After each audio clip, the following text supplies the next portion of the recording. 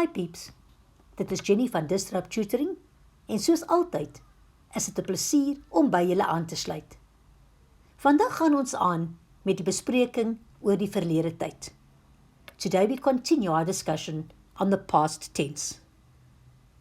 In the last video we learned that basic past tense is helping verb het with ge on the verb at the end of the sentence. Vandag gaan ek vir jou iets anders leer. Today I'm teaching the second rule. Certain verbs cannot get ge in front of them. And they are verbs that begin with be, ge, her, ont en ver.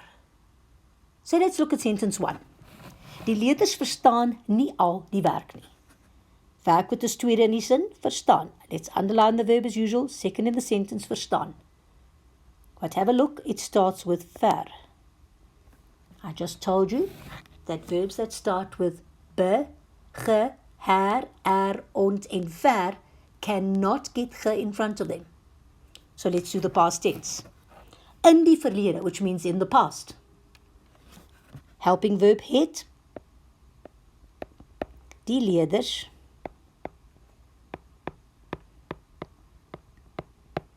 nie al die werk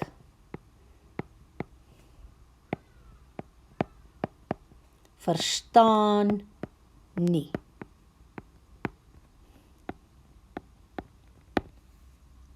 Let's look at my past tense. Het comes second in the sentence. There's my main verb at the end, but because it begins with ver, it can't get ge. Sin nommer 2. Hulle gesels met mekaar voor skool. Start again by underlining my verb, very important. Verb comes second in the sentence, gesels. Again, have a look and see. It begins with ge. Ge can't get another ge.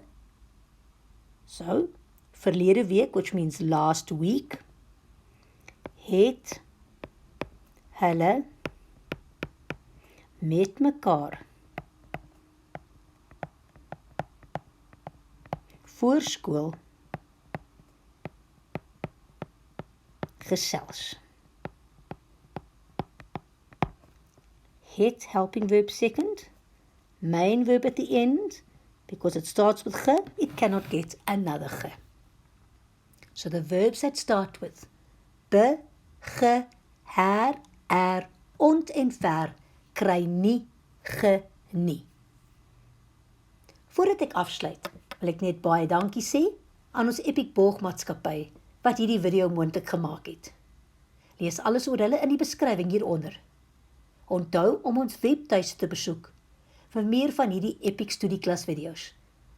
As jy nie die antwoord op jou vraag kan vind nie, stuur vir ons die vraag en ons sal antwoord met 'n persoonlike video net vir jou.